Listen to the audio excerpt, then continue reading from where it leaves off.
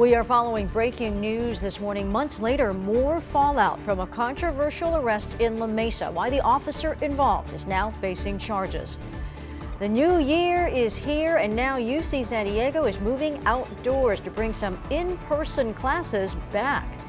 And former San Diego Mayor Kevin Faulconer now officially eyeing a potential run for governor. ABC 10 News at 11 starts now. ABC 10 News at 11 starts now. We want to start with some breaking news on this midday. I'm Virginia Cha. Welcome. The district attorney has now filed a criminal charge against a former La Mesa police officer now accused of filing a false police report. The officer was involved in a controversial arrest of a black man that sparked protests back in May. ABC 10 News reporter Mimi Alcala is joining us live to explain the charge. Mimi, can you explain what's happening here? Yeah, Virginia. So Officer Matthew Dages arrested Amari Johnson back in May near the Grossmont Trolley Station in La Mesa. That incident was caught on camera and sparked outrage, leading to protests and riots in La Mesa.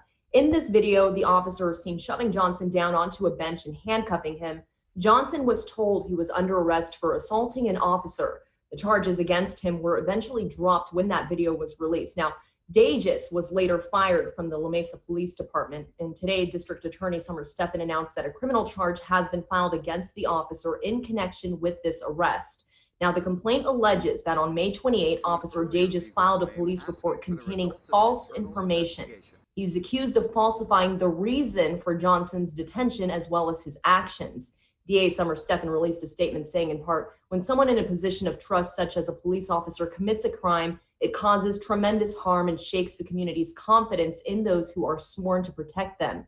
She went on to say, my office's Special Operations Division of Specialized Prosecutors and Investigators is dedicated to the principles of conducting fair, thorough, and independent reviews of public corruption and police misconduct cases with the goal of enhancing public trust and pursuing justice. So the officer is expected to be arraigned on March 9th at 1:30 in the afternoon. This is still a developing story, so we'll have much more on later editions of 10 News. For now, reporting live, Mimi Alcala, ABC 10 News. All right, Mimi, thank you. Hospitals across California still struggling to keep up with the surge in COVID-19 cases. Now, this is all coming as they wait to find out if the holidays will bring another surge. ABC 10 News reporter Marie Cornell shows us what's being done to help local hospitals from becoming overwhelmed. A spokesperson for the Palomar Medical Center has confirmed that patients are being treated at the alternate care site on their property. This comes as local hospitals are working to keep up with the COVID-19 cases in our area. This site was set up on the 10th and 11th floors of the Palomar Medical Center. The National Guard was called in to run the facility last month to help ease the burden on local hospitals and staff in both San Diego and Imperial counties. The unit can serve up to 200 less severe patients that don't require ICU care. County numbers from the weekend show there are about 1,500 people in the hospital being treated for COVID-19, with 376 of them in the ICU. As cases surge, there's also a call to bring the USNS Mercy back in to help. The ship was sent to Los Angeles last month to help with the overflow of patients. It spent 2 months there treating non-COVID patients to help free up hospital beds and ventilators. We've reached out to the Navy about the possibility of getting the Mercy involved again, and we're waiting to hear back from them. Marie Cornell, ABC 10 News. Meanwhile, we want to show you the latest case numbers in San Diego County. More than 3,500 new cases recorded in the last batch of tests here in San Diego. As you can see, 24% of the last batch of tests in the county returned positive. Well, UCSD is starting a big experiment today. They're beginning the winter quarter with some in-person classes for the first time this school year.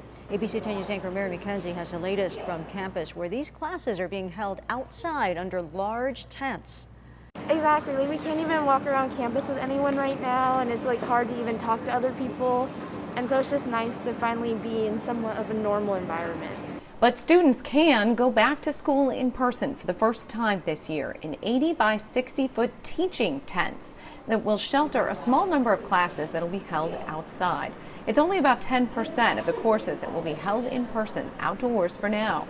Part of the Return to Learn program, the university confident that the open air environment will provide ventilation along with continued mask wearing, spaced out and limited class sizes, no more than 50 to 70 people, all designed to limit the exposure to COVID-19.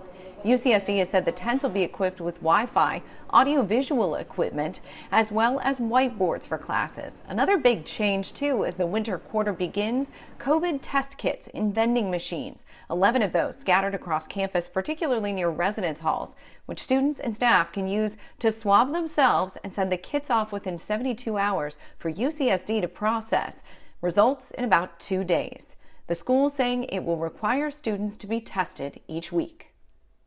The school also saying they will require a daily screening for students and staff that will happen online, and a green thumbs up means they're cleared to go on campus.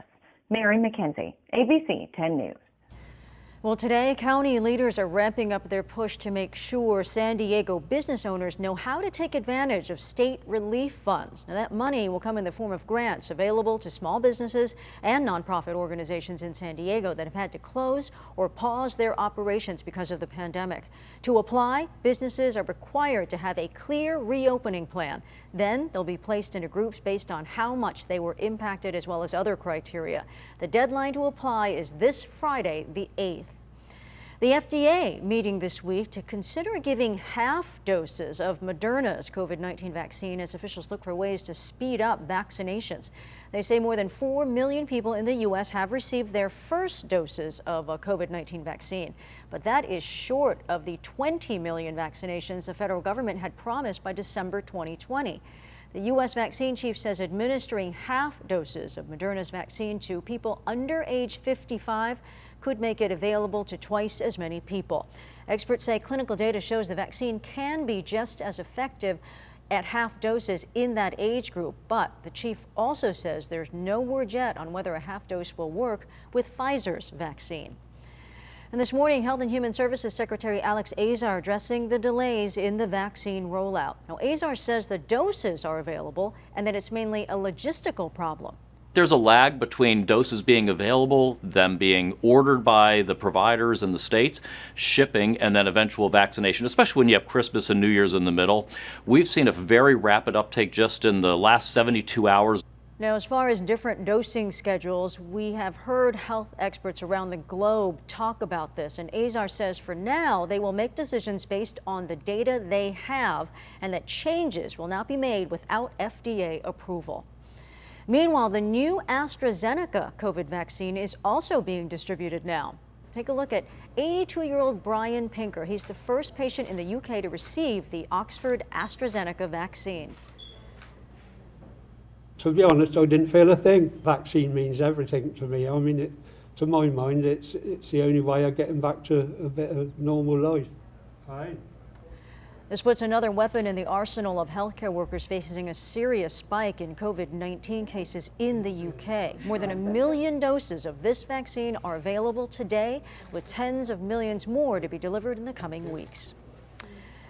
So the runoff election in Georgia that will determine who controls the Senate less than a day away. But this morning, the biggest political story in the Peach State, a recording of a phone call between Georgia's Secretary of State and President Trump, in which President Trump pushes the secretary to overturn the state's election results. The president is now suing over that leaked recording. ABC's Andrew Dimbert has the details.